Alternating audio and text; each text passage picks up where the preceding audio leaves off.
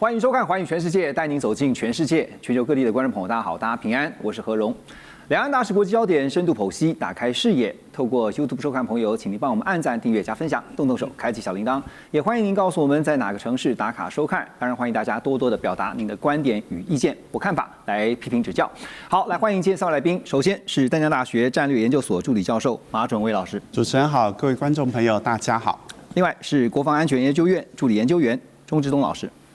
主持人好，各位观众大家好。好，还有军情与航空网站主编施孝伟，孝伟兄。主持人好，大家好。好，这礼拜国际上重中之重的观察焦点在中东，因为现在伊朗可以说是战云密布，但什么时候会开打？是真的会开打吗？美国真的会动手吗？现在就等川普来下令。而现在传闻当中呢，说最快在2月1号，美国就会对伊朗动手哦。美军的航母林肯号目前已经到达了伊朗的外海就定位了，但外界还是不确定川普什么时候会下令正式开打，要进攻伊朗。而美国独立调查媒体 Dropside News 呢，最新的爆料是说呢，美军的高阶官员已经告知中东重要盟友，说川普最快在2月1号会采取行动。当然，日期定出来了，就表示不见得会如此哈。但是不是如此哈？我们等一下要特别来讨论一下。这是美方一贯的极限施压。而这个报道也指出啊，这次的攻击与核武或飞弹计划无关，而是关乎政权的更迭，就是要推翻现有的伊朗执政的政权。美军这次的目标呢，锁定在伊朗政府高层与伊斯兰革命卫队领导核心。所以，川普政府的想法呢，是成功打击伊朗的领导阶层，让民众再次的走上街头来推翻目前执政的政府，也就是只针对执政当局，而不是针对平民百姓。好，以色列总理纳坦雅胡也表示啊，他支持这项计划，并且呢，向川普也保证说，以色列可以协助在当地建立亲西方的新政府。现在看来有几个模式，其中有一个就是比照委内瑞拉的模式啊，也就是呢，速战速决，对伊朗政府呢，还有伊斯兰革命卫队的高层展开这个斩首作战。但是这个可能性还有这个评估成功率啊，我们想先请教钟老师怎么看？我个人就是，当然现在大家都会把它跟那个委内瑞拉的相比较，可是委内瑞拉不要忘了，那次是下去把它抓起来，然后带到美国。这一次我倒是觉得比较可能的话，就是真正进行所谓的这个斩首的这个行动。对，因为你考虑到过去，其实美国在过去真正派遣特种部队，那时候我假如没记错，在1980年卡特总统的时候营救所谓的美国人质，那时候也是 Delta 的所谓的特种部队派进去，不过当然很著名就是失败，所以你知道派人员真正美军进去里面所谓的逮捕他们高层，那所谓逮捕高层，那就是所谓的他最高领袖。我就像主任刚才其实就有提到了，你现在已经讲说我要打了，那其实像这种所谓的斩首行动，最重要的就是奇袭。对，第二个是情报。那奇袭的话，当然他说那一天也可能前一天，也可能后一天，也可能好几天，不管，就是故弄玄虚一下。对，不过不管是怎么讲，我觉得反而这一次的关键会是在情报。老师，您觉得一定会动手，是吗？对，我个人觉得这个动手的只是动手的幅度而已。对，特别是川普，我们今天看到他还宣布美国进入所谓的这个紧急状况。对，那当然紧急状况有很多，它是因为国际的这个因素，种种的，所以当然他也是要为他这一次，假如就是对所谓的伊朗动手的话，在国内上面来讲取得合法性，要不然的话可能会像他第一次那时候在委内瑞拉，他等于是没有经过这个国会的这个程序，他直接就动手。而且现在也看到说，以色列方面刚才也提到说，纳坦雅胡也强调说，就算成功的把这个伊朗现有的神学式政权给推翻了以后呢，他们可以成功的去建立一个亲西方的政权，讲的这么有把握啊？现在大家就可以看到嘛，我们可以看到其实，在去年的时候，那些所谓的伊朗的这些反对人士，当然这时候在美国的那时候的前巴勒维总统的皇室，的儿子也出来讲话了。那当然这时候是不是能够成功，就是反对所谓的你把现在的这个，特别是要考虑到伊朗它的这个所谓的宗教的这个因素，它所谓的这个反美这样子的一个情绪，以及所谓的反以色列这样子的一个情绪的时候，美国跟以色列是不是能够就是成功的扶植所谓他易主的这个所谓的这种亲西方的政权？我觉得这还有待观察。最明显的就是什么？伊拉克嘛，伊拉克当他把伊拉克整个可以说是派大军完全摧毁掉了。然后甚至已经派军在那边了，结果搞了那么久，还是一个反美的政府在那边。对，就更不用讲说，我们看这一次的这美军这次准备对这个伊朗动手的规模，目前我们看起来，这次没有北约，大家注意到，这次没有北约的他的欧洲盟友来声援他。没错，我们现在只有看到什么？以色列的声援，但以色列会扮演很重要的一个角色。以色列当然也是站在自身的安全利益来着想哈，当然希望他。就以色列的角度来，希望川普越早尽快动手越好。好，但是重点来了，伊朗会如何来反击啊？伊朗毕竟不是委内瑞拉，我们在节目当中多次的强调哈，委内瑞拉几乎是被挨着打，但是伊朗会这样子吗？伊朗的反击动作会是如何啊？从军事上面来看啊，在川普决定可能要动手的前夕。在伊朗这边呢，最高国家安全委员会的秘书叫做拉尼贾尼，他在1月30号呢出访莫斯科，也和普丁见了面。那克里姆林宫特别透过发言人 Peskov 来警告，他说呢，俄罗斯方面呢一贯的主张各方应该保持克制，避免以武力手段来解决争端。任何对伊朗动武的行为，恐怕都会引发中东地区全面的动荡，对区域安全会造成严重后果。而伊朗和俄罗斯过去有密切的军事合作，像伊朗呢部署了有俄制的 S-300中远程的防空飞弹，还有道尔中近程防空飞弹，以及铠甲 S-1低空弹炮合一系统。伊朗方面则是在俄乌战争有支援俄罗斯像是见证者无人机，还有法塔赫360飞弹等等。我想先请教军事专家，孝伟兄，伊朗绝对不可能，如果真的被打的话，他绝对不可能坐着挨打啊！你觉得他的反击方式有哪些？他做的反击方式，我觉得就直接朝着以色列来哈，而且其实，在去年以色列跟那个伊朗的冲突之中，其实伊朗已经很清楚的告诉了以色列，你拥有的这种西方协助你建立的弹道飞弹防御系统，对它并不是完全有效的，因为以这个像你刚刚讲的这个法塔系列这个飞弹，特别它有相当多是属于这种高超音速的这个武器，那这个速度它本身非常的快啊，以这个高超音速武器来讲，如果说它能够以这个5倍甚5倍到10倍的这个音速的话，也就是它每小时每分每秒钟，其实它在移动的这个距离大概就等于那个1.5公里到3公里每秒，这个速度是非常非常快的。所以在这个情况下，你说今天大家都会好奇说，今天如果今天伊朗面对美国的空袭，有没有办法抵御美国的空袭呢？那我很诚实的说，当然不太可能，因为其实美方它在作战上面来讲，它拥有这个目前全世界最强的伴随式电站，搭配它的这个像航空母舰以及这个周边的空军基地部署的这些战机，拥有非常完整的这样一个机种联合作战打击能力。伊朗的防空系统对它基本上来说是没有太大效果，但是伊朗很大。伊朗的范围很大，那也就是说，如果伊朗它一旦有任何一个地方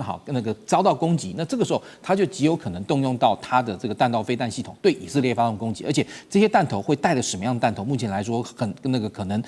这个会不会有这种所谓的大规模杀伤性的这种弹头？这个可能性是存在高度疑问的。所以那以色列其实在上一次我们刚刚讲到这个冲突中，也已经证实了一件事情，就是以色列面对伊朗的弹道飞弹攻击，基本上是没有办法完全防御的，因为伊朗的飞弹是高超音速武器，具备穿透以色列从包含萨德到这个大卫投石所到剑3等等一系列的这样一个防空飞弹系统下来，的确以色列的这个弹道飞弹防御系统很强，但是伊朗飞弹的穿透能力也很强。那当然，伊朗飞弹的这个穿透能力强，并不代表就是说它的这个精准度好，但是如果说它用的这种所谓大规模杀伤性武器的这种弹头的话，那这个时候以色列可能就会受到比较大的这样的损害。那其实川普在中东，他真正在意的是以色列。虽然说目前看起来好像以色列这个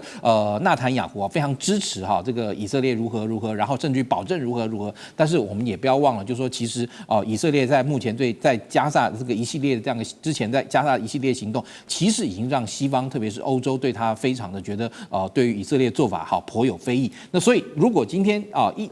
伊朗跟美国之间真的又发生军事冲突，其实你如果看到这个川普第一任期的话，你可以看到川普相对来讲，他其实的确早想想动伊朗很久了，但是有各种现实的考量，让他对伊朗动手前都好考虑再三。现在当然你说可能当初可能会力主这个川普动手的这些幕僚，可能现在都不在川普政府里面。但是如果今天川普如果理解到，就他如果真正对伊朗动手，这个事情可能没有办法像对委内瑞拉那样那么快准狠的，然后可能是用一个精准的这个外科手术式的这样一个绑架式的攻击，而后续会施老无功的话，那这个部分来说，川普可能就要付出相当沉重的代价。这是我请教你虽然说主要的会针对以色列来展开攻击那我们在这2天也听到伊朗放狠话，他是说呢，当然除了以色列以外呢，会主要针对像美军的重要基地，在中东的军事基地，还有包括美军的船舰。当然，他讲的是航母啦，但航母不是那么好打的，尤其是美军的航母它整个航母战斗群恐怕会把航母保护得好好的。但是他既然敢这么讲，就表示说他也是感觉是没有退路了。他不管怎么样，就是要跟美军同归于尽的感觉，是吗？的确，其实说美国航空母舰到底好不好打目前来说，以往我们都以为美国的航空母舰不好打，但是甚至就是说之前在红海的一系列这个军事行动里面，美军上次杜鲁门航空母舰遭到就是这个也门的这个青年的这个运动发射的这个弹道飞弹，而且是攻船弹道飞弹的这个部分，其实这些弹道飞弹很多都是伊朗给他的，而且这些伊朗给到这个也门的飞弹，其实已经大幅威胁到美国的航空母舰在红海的这样一个这个运作安全性。当然，因为我们必须说红海它不是一个非常适合航空母舰作为水域，但是至少在那个水域里面那个也门加上伊朗证明了美国的航空母舰不是完全不可能摸不到的。那这个时候如果说今天虽然说美国航空母舰摆在阿拉伯海，我觉得他们这次不会进到波斯湾啦，因为如果进到波斯湾，你要经过荷姆斯海峡，很容易就在这一段遭到这个伊朗的这个伏击的话，那这个时候对美国来讲是相对来说是很脆弱的经过那个荷姆斯水峡这一块。但是如果说今天在那个北阿拉伯海，你说伊朗有没有可能就豁出去了，动用他手上所有资源比如说就是要打一艘美国航空母舰然后让这个美国了解到他那个伊朗不是好惹，这个部分我觉得可能性是相当高的，因为一艘航空母舰大概5000多人，但是当然打到了美国航空母舰，那后面的这个后续的这个政治效益又非常可怕，因为美国可能就会因为你的他的航空母舰被打，而必须要对这个伊朗提高这场战争的这样的就是说美军的伤亡会是一件大事情。对，那你觉得在后面我们刚刚提到俄罗斯会有什么动作吗？其实我觉得俄罗斯在这一块反而不会对美国有太多的作为，他顶多会透过联合国的这个系统对美国发动外交式的这个谴责，因为其实现在光是俄罗斯应对乌克兰的这个部分已经就拖住他大部分的国力。其实美国透过乌克兰，然后减损俄罗斯的这个国力，其实大幅提升了美国国家安全的这个利益。这个部分来说，在世界上来说，现在是一个肯定的结果。理解，就是首要的是以伊朗，还有就是周边他这些小弟们包括像说到这个也门组织还有呢像斯利巴嫩的真主党等等那在这一次的伊朗危机当中呢，我们也看到了像是美国的传统盟友，在中东的传统盟友，像是沙烏地阿拉伯还有卡达呢，其实之前也说了，中东的4个这个国家呢，也都积极的在游说、在调解也希望川普政府呢不要对伊朗发动军事攻击。那沙烏地呢，甚至私底下也向德黑兰当局保证说呢，不会介入这次的美伊冲突，因为已经强调了他们不会开放沙特，就是沙烏地阿拉伯的领空。好，另外呢，伊拉克的前总理这个比较亲伊朗的马里奇，最近也打算要回国，重新担任总理来执政。川普在29号也放话了，他说，如果马里奇回国的话，美国将不会再帮助伊拉克，伊拉克获得成功、繁荣和自由的机会就变成0。好，现在包括了沙烏地阿拉伯、卡达，现在都希望美国不要对伊朗动武，但是劝得动吗？而且传统上刚刚提到这些国家，沙特也好，卡达也好，都是属于逊尼派的。为什么这次会支持什叶派的伊朗？大家也在好奇这背后的原因是什么？最主要是不是因为这些国家最担心后续打不是问题，打了之后所引发的效应，他们最担心的是什么？的确，这个主持人刚刚谈到一个重点因为现在川普的态度很简单，就是我可以打一场战争，但打完我就会走。那盟友要自己负担更大的力量在这个区域安全上面。那我觉得对于像沙烏地阿拉伯跟卡达，你看波斯湾这个一打开来看，他们就是紧邻伊朗，只隔了一个波斯湾而已。那当然伊拉克也是陆路的跟伊朗相邻。那我觉得这背后就是他们在盘算这个逊尼跟什叶派的这个思考，我觉得是比较低的，因为这两个教派坦白说教义上没有太大差别，只是说什叶派他是要求以穆罕默德有血缘的这个亲属作为这个领导者而已哈，那另外一个逊尼派没有，所以相对温和，所以我觉得他主要考量不是教派，而是他们地缘政治上的这个战略。那如果伊朗因为跟美国打仗，而他们也要被迫出兵的话，那他们的损失跟牺牲可能无法估算，因为后面美国可能随时会抽腿，这个是我觉得他们担心的。但是今天其实有媒体报道，就是沙烏地阿拉伯好像在玩两面手法，就是他在表面上他说希望美国不要去打伊朗，可是他的这个国防部长私下却跟华府传达说希望你去打。所以我觉得对这些国家来讲，要铲除神学式正确，对他们来讲会也许长久来讲是更好，但是你要非常有把握可以把它摘除。如果没有摘除，把这个战争拖下去的话，后面就是这边周边国家受累。所以我觉得他们现在在计算这个到底利益谁孰重孰轻的过程，我觉得他们应该也是天人交战。OK， 而且我就想到了之前在包括阿富汗也好，甚至包括那时候在处理 ISIS 的哈，就是最担心的就是未来如果这个战争发动了以后，我们看似好像这个事情如果结束了，但后续的包括像孤狼式的或者集体式的恐怖攻击事件在全球各地，甚至在美国本土发生，那会怎么办呢？这后果真的是不堪设想。不过现在就看川普的一念之间呢，他到底什么时候可能会下令动手来对伊朗出手？我们休息一下，马上回来。中美互动牵动全球。美中竞争，地缘争霸，外交、军事、科技、经济，多元观点，权威分析，一同掌握2026全球新秩序、新赛局。每周6日，寰宇全世界带您走进全世界。